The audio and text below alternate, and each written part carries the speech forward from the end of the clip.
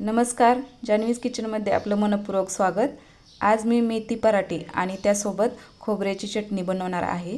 तर त्यासाठी एक मेथीची जुडी निवडून स्वच्छ धुवून घेतलेली आहे। आता याला मी फोडणी देऊन घेणार। या ठिकाणी मी 2 हिरवी मिरची, लसूण काप 4 आणि जिरे पेस्ट करून घेतलेले आहे आणि थोडेसे तीळ घेतलेले आहेत। मेथीच्या भाजीला फोडणी देऊन घ्यायची।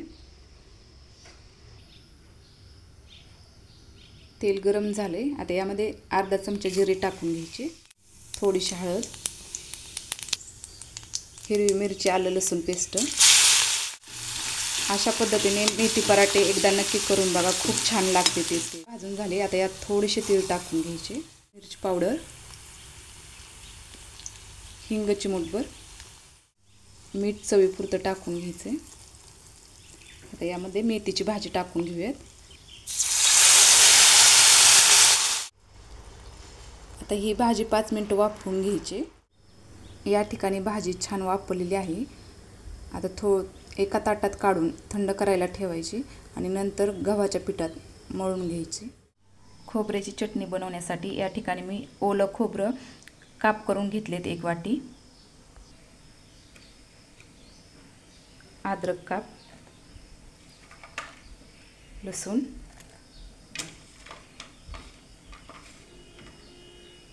मिरच्या, अर्धी वाटी डाळ घेतली,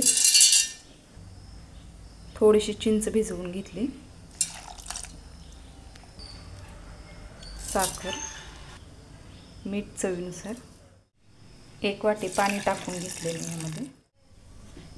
चटणी बारीक करून घेतली। आता याला जिरे आणि कढीपत्त्याचा तडका देणार आहे।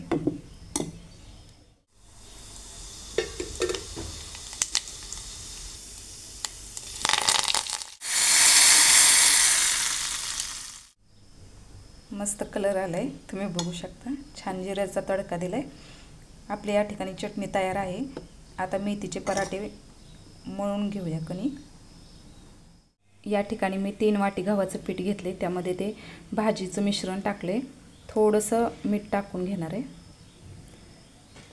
आणि पाणी लागेल तसं घालून घट्ट मळून घ्यायचे पीठ। मेथी पराठे बनवण्यासाठी पीठ तयार आहे। आता हे लाटून घेणार आहे पराठे मी।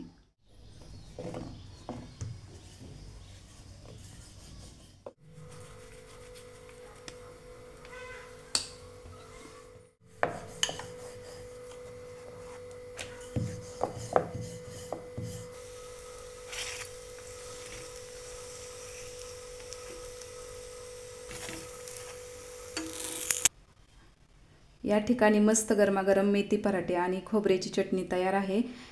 एकदा शेवटपर्यंत व्हिडिओ नक्की बघा। आवडले तर लाईक, शेअर, कमेंट आणि सबस्क्राईब करा। थँक्यू।